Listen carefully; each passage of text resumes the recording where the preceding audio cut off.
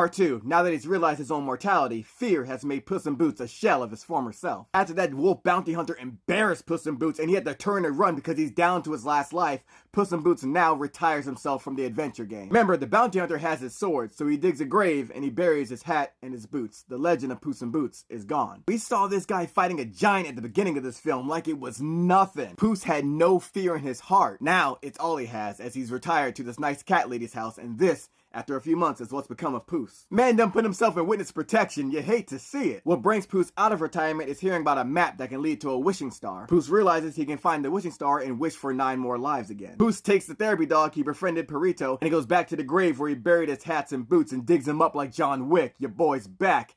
Kinda. He enlists the help of his friend and former lover, Kitty Softpaws. Kitty can see that Puss is half the cat he used to be. He's way more cautious, timid even now. He ain't got that lion in him no more. Puss isn't who he used to be anymore, but now he's becoming someone different as he travels with Kitty Softpaws and Perito. Puss is starting to feel lively again, but every time he does, he sees the bounty hunter in the distance, staring him down. Soon as Puss hears that whistle, he knows the bounty hunter is near, and the wolf is just taunting him. This bounty hunter is wherever Puss goes. Puss thinks he's clear of him, and then he can hear that whistle, and then the hairs on his body stands up. And that wolf bounty hunter ain't making this any easier on Puss because he don't give a damn. Because all he wants is that bounty on Puss's head. And when Puss is stuck in the middle of a fight, he hears the wolf's whistle, turns and sees the bounty hunter in the distance again. And Puss takes off. This time, he's not panicking, he's having a full-blown panic attack. And this is one of the best representations of what a panic attack is like, as Puss is just running for his life and having trouble breathing and just gasping for air quickly. He's found by his friend Perito, who wants to be a therapy dog, and the best thing he can do for Puss is just lay his head on his stomach. And this simple act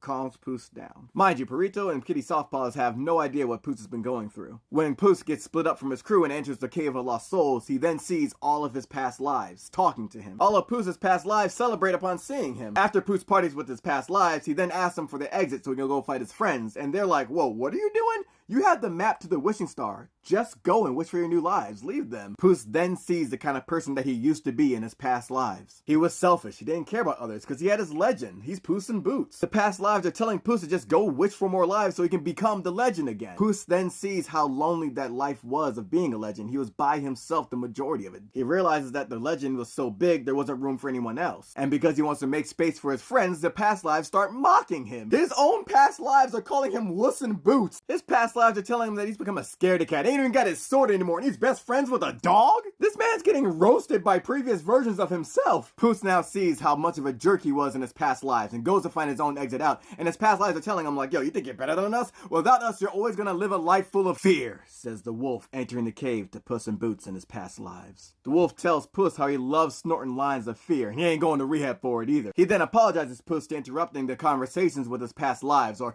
past death as he calls it, and he calls it that because he was there for each and every one. Remember when I was talking about Puss fighting the giant? The wolf was there in the crowd, watching the entire time. Each death was a frivolous one, but he was there, and Puss didn't even notice him because Puss in Boots laughs in the face of death. But he's not laughing now. Yeah, ain't shit funny now, is it? Puss now realizes that this isn't a bounty hunter he's dealing with. This is death. And the wolf tells Puss, just so we're on the same page, when I say I'm death, I don't mean it metaphorically or rhetorically or poetically or theoretically or in any other fancy way. I'm death.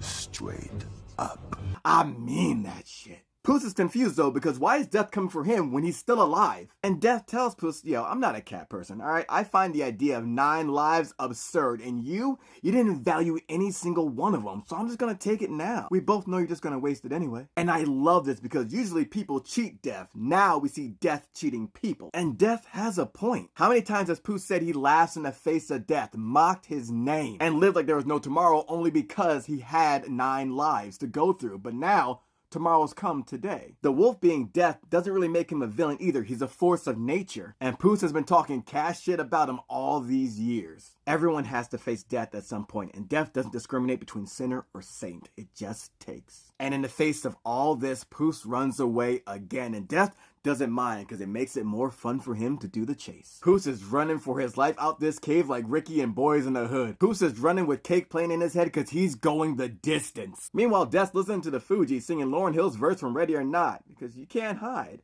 You can't run. You're gonna get found. And this only ends one way for Puss.